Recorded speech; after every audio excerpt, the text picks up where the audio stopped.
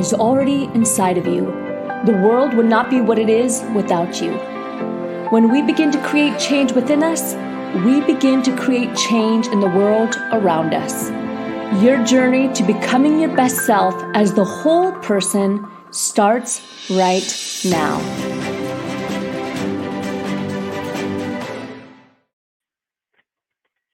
Hello, Connie. We're live. Great. Right. Thanks for having me.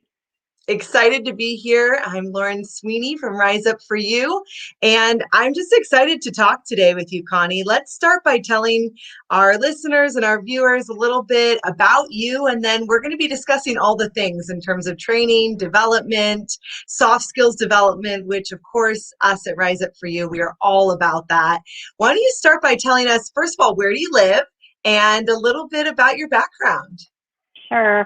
So I am in Dallas, Texas right now, and we just got this huge snowstorm and we were not eclipsed. So we have power now for a couple of days. But my background is I'm a global HR leader in a high growth tech company. And I started out in retail at Nevis, and I was in their buying program. So my soft skills from there translated in HR. And for me, it's all about creating meaningful work for our team as we achieve our strategic goals for the organization.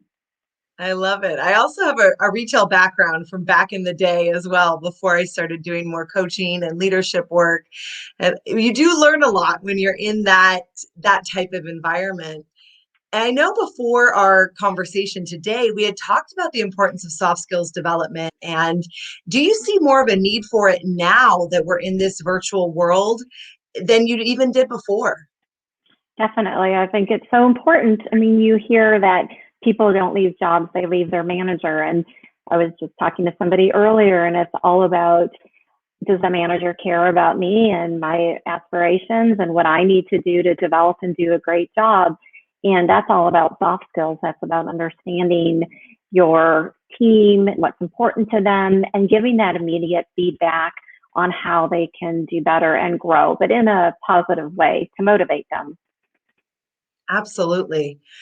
I get a lot of questions, I'm sure you do, being in the global HR space. How do you motivate a remote team? Is that even possible? Yeah, no, it's so possible. I think number one is just creating transparency in the organization and making sure that everybody has visibility into what's happening and what leadership is doing. So we definitely think that having those regular coffee chats with the CEO and the leadership and sharing the product roadmap, sharing feedback from pulse surveys, and then getting buy-in. So you can definitely create a weekly meeting and bring in different people in the org, talk to them about what you're doing as an organization, and then asking for feedback, right? Asking for feedback is so important, not taking it personally. Yeah, absolutely. Having that emotional intelligence as we get feedback and wanting that 360-degree approach as a leader. I love that. How do you feel like leadership has changed, especially in the soft skills development space in the past year? Yeah, so it's all about really leading yourself, right? As a leader, people want to lead people who are ethical, who have integrity, who show care, who want to create a good life experience for their team. So that's kind of a big theme this year, is making sure that we understand what's important to our people, but not only at work, but at home, right? What are they dealing with? And that we tap into that. And when you can create that relationship, I think that's important for leaders to share even, their own personal dealings and what's good, what's bad, and just being human and being sincere about who you are. I think people want to work with real people because they want to be able to be real at their own work. So those kind of soft skills, I think, are going to be really valid and important in this coming year. And leaders should always, always grow as a leader, do something to grow their skills. I think that's so important. Absolutely. Can you share with our listeners, is there anything in particular you're really into in terms of your own development and growth right now?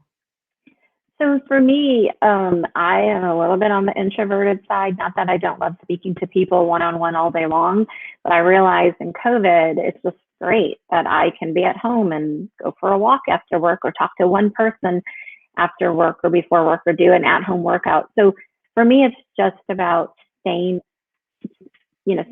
ahead of keeping my relationships going, seeing what's out there. I want to work on agile HR this year, the continuous performance management that I think so many people are wanting to move to instead of the annual. And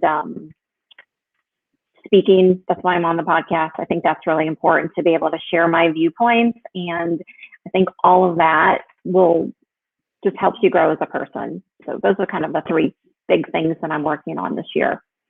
Absolutely. I love what you said too, that you could work and then you could go outside, take a walk. What do you think about the importance of environment in this remote culture? So are you saying environment as far as the weather or environment that you create for the workforce?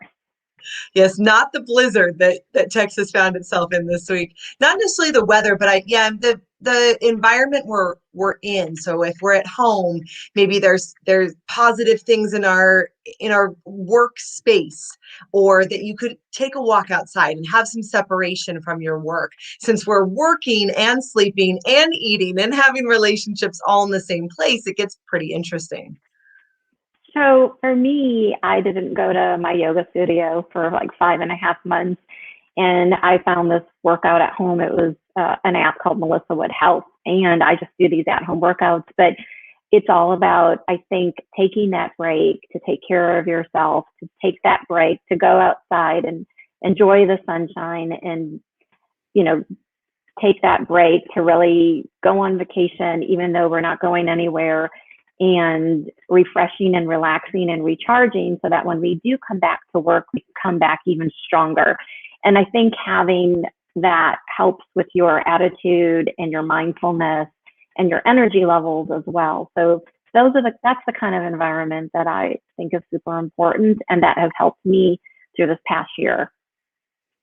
Yeah, I love that. Same. I've been getting more fresh flowers or going Yes, outside, eating lunch on the front patio. I I love see that that. what you said about flowers. I think that's so great. Yesterday, my husband actually drove us in the snow because he's got a 4-wheel drive, and he drove my daughter and I to Trader Joe's so she could get fresh flowers. But those sorts of things, making your home space pretty, making it relaxing, not cluttered, right? Opening up the windows so you get sunshine, having your pet by you every day. I mean, all those kinds of things help with our, just our happiness every day. Absolutely, which translates to our work, which translates to even our creativity. Let's go back to soft skills development. Is there a favorite if you had to pick one soft skill? You're on a deserted island and it's an HR deserted island and you can only take home one soft skills with you. Which one would you pick? I think it's relationship building. I think it's all about relationship building. And in that, it's multifaceted because it's about having good listening skills and getting to know people and that empathy and caring and not thinking about yourself, but thinking about how you can connect others. And so I think it's all about relationships because that's how you're going to build influence in your work. And when you build influence in your work, you will be more successful in whatever you're trying to do. So for instance, in HR, there's 1,000 programs that we can be working on. Then you have to have a relationship with people so that you understand and that they want to come to you and that they'll buy into the program, but they'll also give you honest feedback and consider you a trusted advisor. So I think it's just about relationships and building relationships. For me, that is like pretty important. Absolutely. Those relationships that we build as we do our own self-coaching, as we support our teams, as we develop as a leader. How do you feel that you're able to support a leader and or their team that's not that open to feedback? Yeah, so I think what you have to do is if you don't have values in an organization, try to put values in, something that you all agree upon, and then talk about how we make decisions, and you tie it back to the values. So that's a good way in a conversation to say, well, we're trying to do this and this is important to us. So, I think that's why, what do you think about this? And also just asking questions, right? Like what's important to you? What's your motivation? What motivates you? What's meaningful? What are you trying to get at? And so I think those are the sorts of things that hopefully you can get some good feedback from that person and then break down some barriers. Yeah, I love that about asking questions. So important. People love to talk. And oftentimes I will hear from clients, I'm so nervous. I'm so nervous. What will people think of me? I try and remind them they're thinking about themselves, right, Connie? They're not necessarily, they're worried about how they look, or if they're nervous, they're not necessarily thinking and judging you as a person. And maybe they are, but sometimes it helps us when we're getting over those nerves. Yeah, no, I completely agree with you, Lauren. It's a lot of times it's just not about you at all. It's about what's going on with them, right? In their heads and their minds. And that's really important for you to realize that when you deal with people. It's usually it's the what's in it for me, right? Yes, the favorite radio station, right? WITM. What's in it for me? What's WIFM? Yes, WIFM. That's it. What's what's in it for me? Or everyone has that sign around their neck. How can you make me feel important? How can you make me feel special? Such a great conversation to ask ourselves as leaders. How can I make the other person feel important? How can I make them feel special? You have we were talking about flowers, right? We both have flowers in our work environments. How can we create things so that we can fill up our own cup as a leader and then be even better with those around us in our communities? But we both have children in our workspaces. Everyone is a person and they want to be heard. They want to give a space to be able to talk. No, I completely agree with you. It's so important. I think self-care, and you've heard that analogy with being in an airplane and mask comes down, you really got to take care of yourself, because if you don't take care of yourself, you can't help anyone else. And I think that's a good attitude too, is just to really be outward focused as well and think about other people instead of thinking about yourself. Yeah, absolutely. So let's go back to the training and development space. How do you know as a leader, and of course they can bring us in, right? They can bring us in as consultants, but how do you know if you're running an organization or you're a leader in some capacity, where to focus on in terms of soft skills development?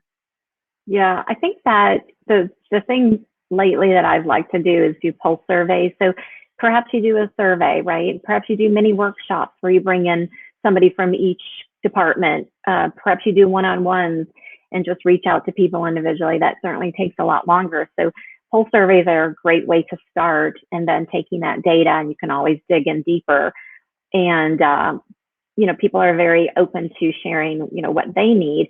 Or you just look at a problem and you say, what's the issue? What are we trying to get to, and what do we need to do to get there, right? What's the end result we're trying to achieve? What do we need to do what do we need to have? What do we need to do to get there? And then you can come up with some ideas, and then you can always, I don't like to do things in a silo. So share that with a team and then get feedback and see if you can get that buy-in and commitment, and define what it is in a soft skill or soft skills that you want to start working on. Absolutely. I love that because people support what they create. So if they have Yeah, buy-in, they will want to help implement it. that's so true. It's all about getting people to be part of the change, right? And come along. That goes back to earlier, we're talking about motivation too. If we're leading and we have buy-in, it makes it easier for people then to continue the process, to want to make it their own, not just coming from the executive. That's right. And that's why it's nice to have these kind of organizations that really value people sharing ideas and thoughts. And when you do that, you can come up with some great innovative solutions to things. It's hard to create things all at the top. So if you have an idea and a way for people to share ideas and thoughts and then go from there. I think that is another way to get buy-in, because people say, well, I've seen somebody propose that and then look what happened with it. So I'm going to propose something. And then you get this little business of entrepreneurs where people actually own their business, right? Like it's their own. Love that. Then you're really creating a culture where people want to rise up, just like the name of our company, Rise Up for You. Then you have, I love that idea of all these little entrepreneurs inside of one big entrepreneurial company. Yeah, yeah. And it is all about rising up and rising people up. And we all can rise up together, right? We don't need to have, a Queen Bee or a King Arthur or whatever. Like we should want everybody to lift up together so that we can create the best environment for everybody. That's perfect. Well, we do love to always ask on the podcast, what does Rise Up for You mean to you?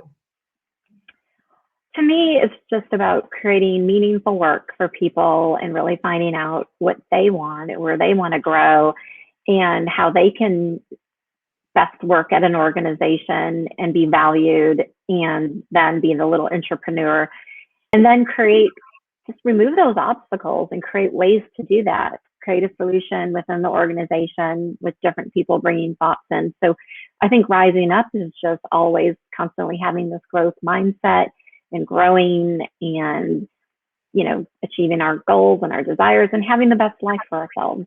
Everybody. Love it. Well, I know you and I connected on LinkedIn. LinkedIn is definitely one of our favorite platforms professionally. If people want to connect with you, Connie, where can they find you? Yeah, I was just put in Connie Clark, GPHR, SPHR. That's for my global and my professional certifications that I got. And I would be happy to connect and chat more. I love it. Fantastic. We'll put it in the show notes as well. Connie, it's been fantastic having you on the podcast today. We're excited. Reach out if you have questions as well. This whole virtual world is amazing. I'm glad the weather is definitely looking up for you in Texas. Definitely. And I think it's fantastic, the work that you're doing and bringing people together and that growth mindset. So thank you so Well, much for thank joining. you. Thank you too, Lauren, for inviting me and for having me. I think it's great what you guys are doing as well. So can't wait to see where your firm grows. So kudos to you guys. Absolutely. Thank you so much. You as well. We'll talk soon. Okay, thanks.